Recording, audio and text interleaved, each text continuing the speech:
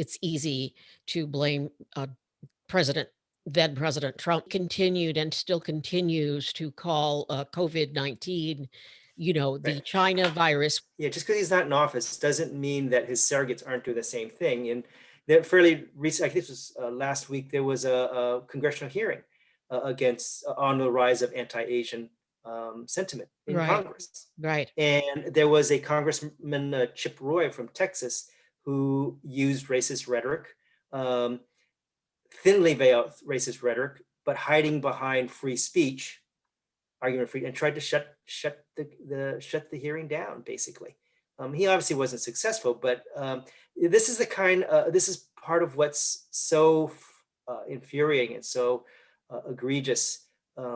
For everybody should understand this, but also particularly Asian Pacific Americans, that there is this denial, and I think what Trump did, honestly, was just basically made it normal, gave permission for people to say things that, quite honestly, they likely were feeling anyway. And now it's all coming to a peak. I knew during the presidential election last year, when there'll be a ramping up and escalation of anti-Asian sentiment. I knew that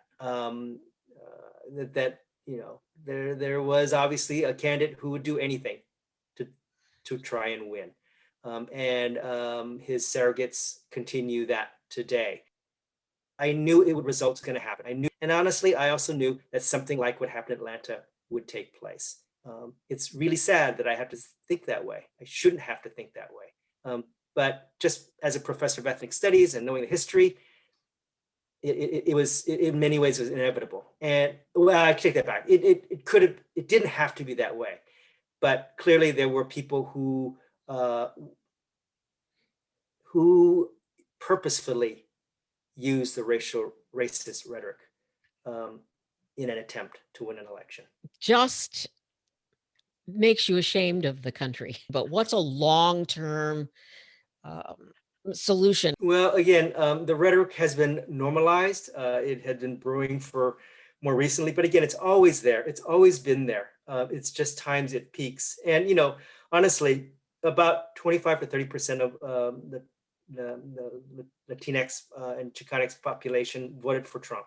About 20 to 25% of Asians voted for Trump. I'm hoping they're regretting it now.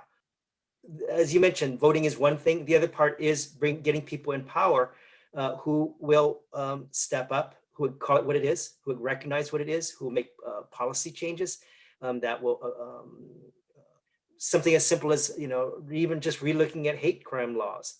And, and again, I'm not a lawyer, and I understand this is a problem for America. It's a problem not just of whites. That is, you saw the videos, not all the perpetrators were white. And so there is a courageous conversation we all need to have about anti-Asian sentiment and bias and racism. It is an endemic problem across the United States. I know it's always going to be there, but I also know that we can change and be mindful of times when we can see that it could escalate, and do more preventive work, and not fuel the fire. I mean, that's what happened. Being fuel. Right, right. Pouring gas on the problem, and all these people are lining up to replace Trump, or now they're going to be the next Trump, and it's frightening to me. Has to be across the board. It's not just racism and discrimination and violence. It's not just our, in this case, the victims' responsibility. I mean, everybody needs to take part in the change. Right. And changing themselves. If we want to live up to the ideals of, a better nation. Right, right. The reality is that things have gotten better, but there are times when it gets worse. I mean, that is a reality. I mean, I'm not so Pollyannish, think it's ever going to go away, but I think things can still improve. I mean, I have to feel that way. I don't know if I could function otherwise. I mean, the reality is that, when I go out to the store just to get some toilet paper for my family, I have to think about, is something going to happen? Am I going to be assaulted? Am I going to be a victim? It doesn't stop me from going out, but it does cross my mind. And then when I come home, it's like, whew, I'm sure glad nothing happened. I mean, it's not like I dwell on it, but it is a burden that I have, and I think other people of color have as well. That there's a term called Yeah, driving while black. right, Yeah. BWB, driving while black, driving while brown, meaning that, just because you're driving, cops, may stop you for no reason, and it can escalate into potentially something violent and deadly.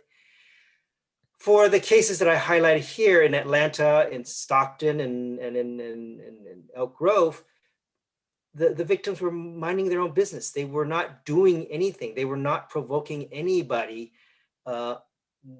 And so the term that I sort of coined is WWA, walking while Asian. Any other suggestions? Just the Stop AAPI Hate is encouraging people to report incidents, and they're not all crimes. They are what they call hate incidents, when somebody just yells at you. Or what was the case in Twin Rivers School, when a teacher on Zoom was recorded, making, racist gestures, pulling back the eyes. Again, and there was another case, I believe it was in Roseville, when a Asian student leader club got basically a hate message. And this is while you're in school. So Wow. it's not only affecting just adults. Obviously what happens stuck in schoolyard, but then, it happens. Age has nothing to do with it.